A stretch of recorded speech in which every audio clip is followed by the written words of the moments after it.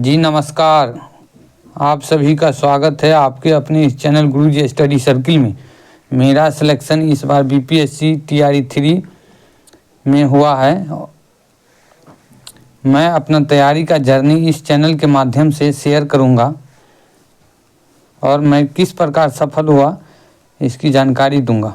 मेरा selection SST से हुआ है और पूरे यूट्यूब पर एसएसटी का स्ट्रेटजी सही से कोई नहीं बता रहा है, सही से कोई बता नहीं रहा है। इस चैनल के माध्यम से मैं आपको तैयारी की सही रणनीति और जानकारी दूंगा। इस प्रकार आप सीटेट में जैसे आप लोग सीटेट में सफलता प्राप्त किए होंगे, सीटेट में भी टैग वर्ड्स के कुछ आता है, टैग वर्ड्स आप सीख जाइएगा तो उसके माध्यम से आप जल्दी सफलता प्राप्त कर सकते हैं। उसी प्रकार बीपीएससी टीआरई में आप सफलता प्राप्त करने के लिए आपको टैग वर्ड्स कुछ मैं बताऊंगा अपने इस चैनल पर कि कैसे सही रणनीति और कैसे ट्रिक बताऊंगा ऐसे कि आप लोग सही में टीआरई 4 या टीआरई 5 में आप लोग सफलता प्राप्त कर जाएं।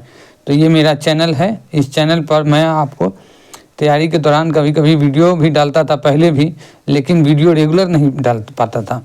पढ़ाई के दौरान असुविधा होता है, थोड़ा समस्या होता है, काफ़ी समय लग जाता है वीडियो अपलोड करने में। अब सफल होने के बाद काफ़ी सुकून महसूस हो रहा है। अब सोच रहा हूँ कि मैं जैसे संघर्ष किया वैसे आप लोगों को संघर्ष न करना पड़े ज़्यादा, आपको जल्दी से अपना सफलता प्राप्त हो जाए। तो ये जो है आप टीआरई 4 जो देंगे, बीपीएससी टीआरई 4 आपके लिए बहुत ही महत्वपूर्ण वीडियो होगा और ऐसा वीडियो मैं लाता रहूँगा हमेशा। आप तो आपको ये देखना है कि बीपीएससी एग्ज़ाम में आपको क्या पढ़ना है, कितना पढ़ना है। अब पढ़ने से ज़्यादा ये है कि आपको छोड़ना क्या है। सिलेबस तो इसका बहुत भारी, बहुत वास्ट है, बहुत विशाल है। तो इसमें आपको ये देखना है, जैसे एक अध्याय है उदाहरण के तौर पर, ये पंचायती राज एवं नगरपालिका का है चैप्टर 1। तो इसमें देखिए हमने क्या क्या पढ़ा जो सफलता प्राप्त हुआ हमको।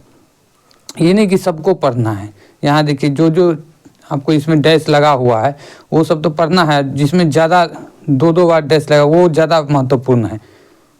तो जैसे कि पंचायती राज किस सूची का विषय है, तो राज सूची का विषय है। संविधान के 73वें संशोधन द्वारा पंचायतों को निर्दिष्ट किए जाने वाले कार्य किस अनुसूची में वर्णित है। तो ये सब जो है क्या 11वीं अनुसूची में है। और पंचायत चुनाव कराने हेतु निर्णय किसके द्वारा लिया जाता है, तो राज्य सरकार द्वारा। तो ये सब आपको, ये सब जिसमें हमको डैश नहीं लगा वो सब ज़्यादा पढ़ना भी नहीं, वो ज़्यादा नहीं देखना है। जिस समय डैश लगा उस सबको देख लीजिए। उससे भी महत्वपूर्ण ये है ज़्यादा बॉक्स में बना हुआ, जैसे कि ये रहा बॉक्स में बना हुआ, ये बॉक्स वाला सवाल, ये बॉक्स वाले देख लीजिए, ये देख लीजिए और ये देख लीजिए। जहाँ जहाँ जो डैश लगा हुआ है उस सब पर ध्यान कीजिएगा। और ऐसे ऐसे शॉर्ट ट्रिक्स और ये लेके मैं आता रहूँगा। और देखिए आगे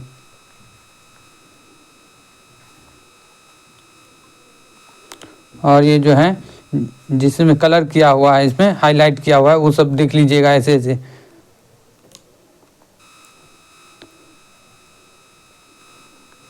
अशोक मेहता समिति ने पंचायती राज के लिए, तो ये अशोक मेहता समिति जो है पंचायती राज के लिए द्विस्तरीय किया था। और त्रिस्तरीय कौन, तो ये सब जो है त्रिस्तरीय जो किया था पंचायती राज प्रणाली की अनुशंसा सर्वप्रथम जो कौन सा समिति किया था, तो बलवंत राय मेहता। ये जो है ये सब महत्वपूर्ण है जिस समय हाईलाइट किया हुआ है वो सब। और सबसे महत्वपूर्ण इस अध्याय का चैप्टर का ये देखिए जो सबसे महत्वपूर्ण है ये है, जैसे कि ये है 11वीं अनुसूची। इसमें सब कुछ VVI लगा हुआ है, तो सब कुछ मिल जाएगा आपको। ऐसे ऐसे चैप्टर पढ़िएगा, ऐसा पढ़िएगा। जैसे इसमें देखिए, इसमें पंचायतों की शक्तियाँ उत्तरदायित्व निर्धारित किए गए हैं। तो किसमें 11वीं अनुसूची में किससे संबंधित है, तो पंचायत से संबंधित है। इस सूची में 29 विषय है, एक ही बार में सब प्रश्न कवर हो जाएगा। 29 विषय है। इस अनुसूची को 73वें संविधान संशोधन के अधिनियम द्वारा जो है जोड़ा गया था। कितना में, तो 1992। कहीं कहीं 1993 भी लिखा जाता है, 1993। देखिए 11वीं अनुसूची किससे, तो पंचायती राज से। कितने विषय, तो 29 विषय। कब, तो 73वें संविधान संशोधन के द्वारा। तो इस अध्याय का ये VVI जो है बॉक्स में लगा VVI प्रश्न है, हर एग्जाम में बार बार आता रहता है। चलिए, और 12वीं अनुसूची में नगर पालिका से है। तो आप लोग को याद भी करा दे रहा हूँ, 2 बार पढ़ के एकदम रिपीट करवा के कि देखिए 11वीं अनुसूची में पंचायती राज, पंचायत का 11 और जो शहर का वो 12, शहर वाली जो है नगर पालिका वाले 12वें अनुसूची में। इसमें कितने विषय हैं? तो इसमें जो 18 विषय, ये कब अनुसूची को जोड़ा गया? तो 74वें संविधान संशोधन के द्वारा। तो 73वें में 11वां अनुसूची जोड़ा गया, किससे? तो पंचायती राज व्यवस्था से।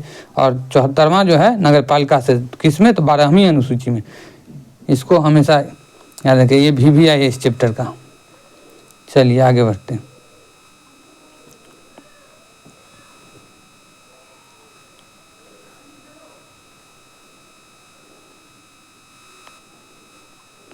आप देखिए आगे दूसरा, ये जो है चुनाव के प्रकार। तो यहाँ ये देखिए, ये लाने का यहाँ जो अभिप्राय मेरा है इसलिए लाया हूँ, ये जो है चैप्टर, ये महत्वपूर्ण चैप्टर है, कहाँ कहाँ से क्वेश्चन आया हुआ है। तो चुनाव के प्रकार ये NCERT का है, नोट से, NCERT के नोट से। तो आम चुनाव किसे कहते हैं? तो हमेशा जो 5 वर्ष पर जो होता है, रेगुलर होता है, जनरल इलेक्शन इसको बोलता है।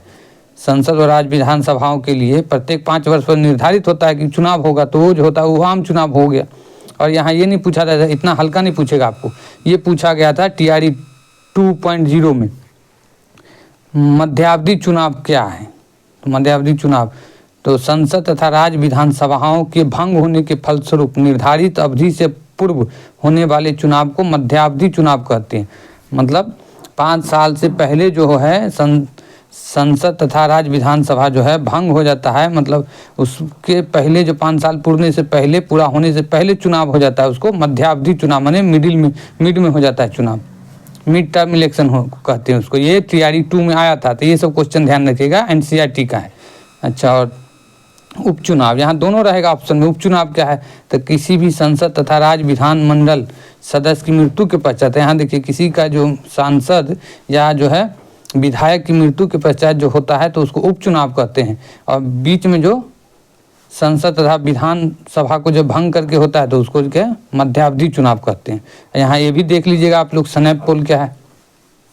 तो ये भी जो है भंग करके बनाया जाता है, मतलब भंग करने के बाद जो है चुनाव होता है तो उसको स्नैप पोल कहते हैं यहाँ। तो ये सब देख लीजिएगा, ये सब एकदम NCERT का क्वेश्चन है। और ये भी आया था, ये देखिए TRE 2.0 में एक ये भी चैप्टर आया था, भारत में किस प्रकार का व्यवस्था है चुनाव का? तो भारत में जो निर्वाचन प्रणाली है सो 2 प्रकार की है। तो एक बहुलवादी व्यवस्था या first past the post system, और एक जो है एकल संक्रमणीय प्रणाली। तो यहाँ इसको दिखाने का मतलब ये है मेरा कि ये TRE 2 में आया हुआ था। और किसी भी किताब में आपको, किसी भी बुक में आपको ऐसा नहीं दिया रहेगा कि मतलब first past the post system, ये नहीं दिया रहेगा। ये जो है दिया रहेगा बहुलवादी व्यवस्था। तो ये देखिए, लेकिन एग्जाम में आया था first past the post system, तो ये देखने में मिला था। तो हमेशा हर किताब में तो नहीं रहता जो आप लोग को ऐसा हो, तो इसलिए ये देखिए NCERT में रहता है। NCERT में यहाँ एकदम दिया हुआ है यही कि भारत में कौन सी प्रणाली है चुनाव, निर्वाचन प्रणाली। तो भारत में कैसा है? तो ये है, इसमें ये सही होगा। तो यहाँ first past the post system दिया होता, तो ये तो है भारत में बहुलवादी व्यवस्था, तो इसको सही लगाइएगा। चलिए ठीक है, तो आज के एपिसोड में बस इतना ही, फिर मिलते हैं अगले एपिसोड में। जब तक के लिए नमस्कार, जय हिंद। इस चैनल को आप शेयर कीजिएगा वीडियो को, और चैनल को सब्सक्राइब कीजिएगा। बाकी इस तरह का वीडियो हम हमेशा लाते रहेंगे।